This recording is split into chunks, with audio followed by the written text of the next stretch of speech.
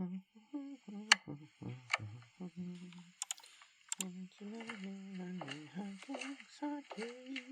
extra, extra, get Monday hotcakes. Hotcakes fresh off that press. What's the difference between a hotcake and a hot take? It's the C.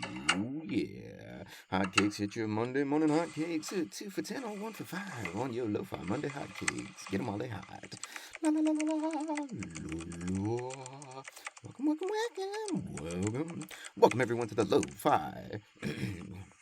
This morning's news, fresh off that press from Santa Barbara, Santa Fe, Ohio. It's 8 a.m. Where are you? WWLOFI.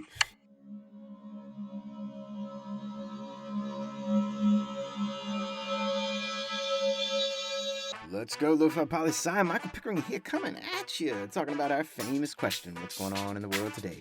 And today we got that Lo-Fi African news. So much going on.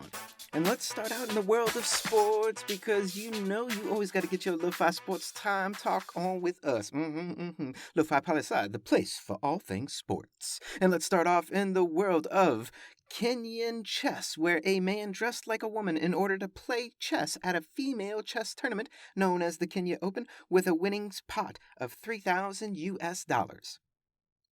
This was the first time the tournament ever had someone try this, and reportedly it was all about the money and trying to win that dinero. And here this week, we should expect an official decision to come down from the Kenya Chess Regulatory Federation about the potential for the banning of the man from future events.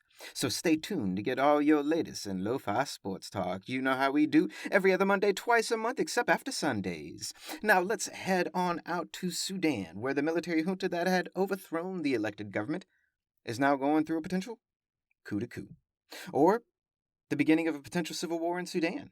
Like, things are still developing on the ground out there, and there's a lot of fog surrounding the events that are currently taking place. We know there is fighting, but we don't know to what extent. So keep your ears and eyes open, people.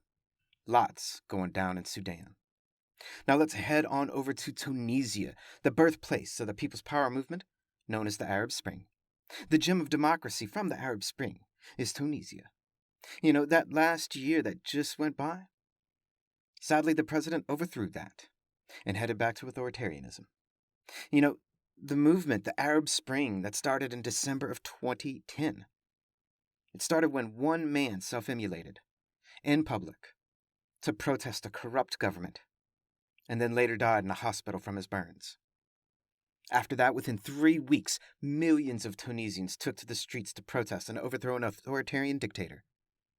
And it worked. And mass protests began in country after country after country.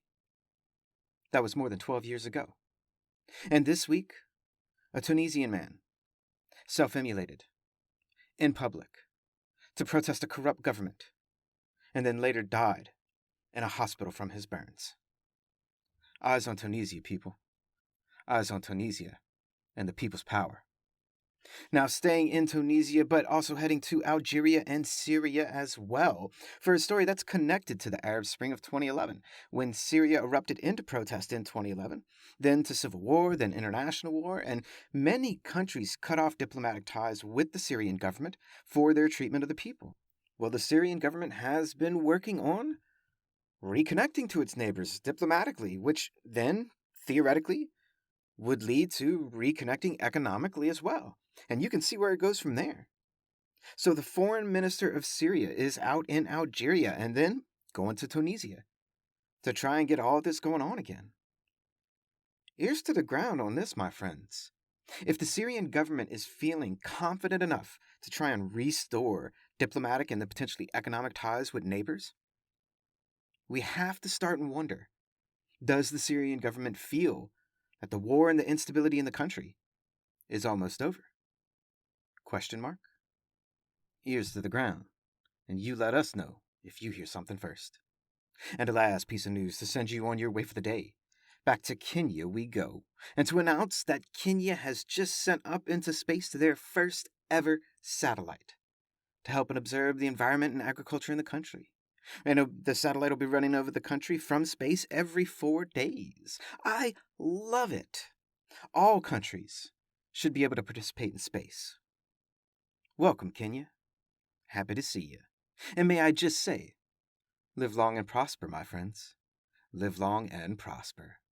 And that's a brief snapshot of what's going on in the world today. Check out Thursday's blog post on lofipolisci.com and get Friday's Lo-Fi Global Press article a read talking about the environment, also on lofipolisci.com. Always remember that Lofi Poli Sci is more than just me. It's the we that we be. Talk to you tomorrow, Lo-Fi listeners. Pickering, signing off.